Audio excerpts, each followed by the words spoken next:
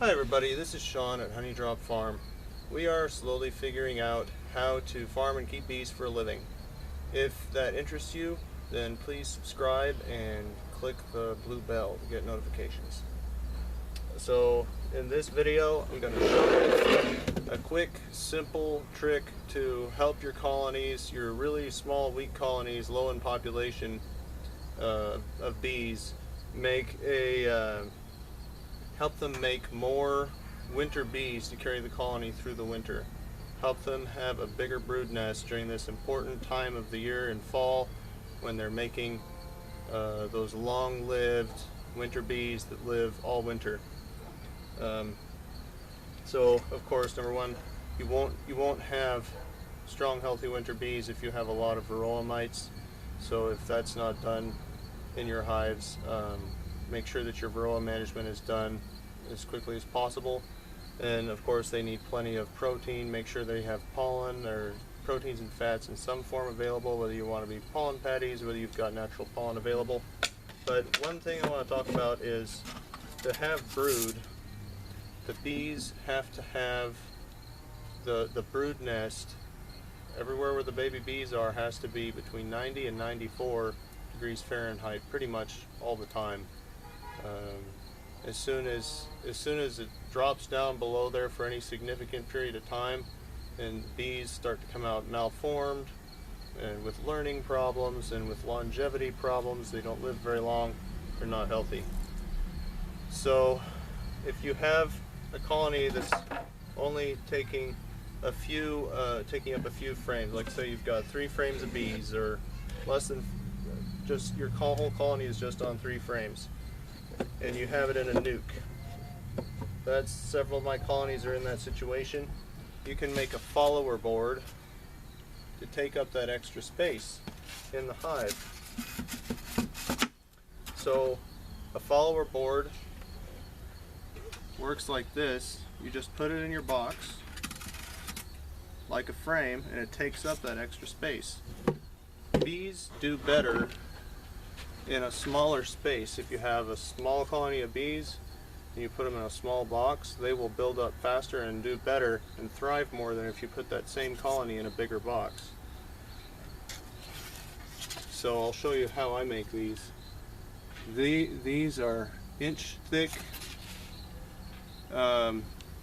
pink foam board. You can use blue or whatever you want, but this is insulated, so not only does it give them less space and kind of keep them bunched up together closer, but it's nice because it insulates the sides, so then they can have more brood farther out towards the sides of the box, and maybe even on all sides of all 3 frames. So I've made several of these already today, and I'll show you how. A sheet of this 4x8 costs like I don't know, $11 at Home Depot. That's where I got mine this morning. So just take a marker, lay your frame down on it, and just trace out this part of the frame. You don't have to cut out something for the ears, the ends of the top bar. So just kind of like this. Just lay it on there like that. And then I stupidly lost, here it is. So then you just trace out that sidebar, trace out that top bar. This is flush, the bottom bar is flush. And then you got this. You can cut it with a long knife or with a hacksaw blade, whatever works for you. I just use a hacksaw blade. It goes pretty fast. And then I just look down along my line and I cut it smaller than my line. I cut it inside my line. I want my follower board to be smaller than my frame.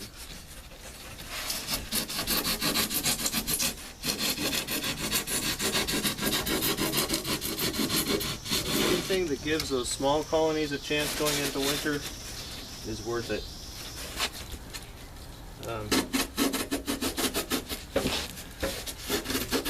I've got a lot of small colonies right now because I made some very aggressive, I've been splitting very aggressively. I made some very aggressive splits because I want to have a lot of bees, a lot of honey production colonies for comb honey next year. That's part of how we plan to make a living off of this. So you have this. It's not cut very evenly, but I can fix that real easy. This stuff is not hard to cut. Then I just take some nails. You could use a piece of a clothes hanger or fencing wire, you know, electric fence wire, whatever you want. Just something, whatever you have handy. I just had these handy. And you just stick it in for the frame rests right here. So maybe 3/8 of an inch down. I put in 2 of these, just like that. And that'll give something for your hive tool to get underneath to pry up on if they propolize it. Of course, we're talking about really small, weak colonies, so if they need one of these, then they probably don't have the wherewithal to propolize it. So then test it out in your box and make sure that it's the size you want. I want mine to definitely be smaller than a frame, so I can just stick it in there without squishing bees. I want to be sure I don't squish any of those bees in these small colonies. I want to have at least a bee space on either side and on the bottom. So that should be good enough. There you go. So now you can sandwich the 3 frames of your colony. Just sandwich them right in there in between that insulation and they will be so much warmer. Thanks for watching. If you like this video, please like, subscribe, share, and all that good stuff. Thanks.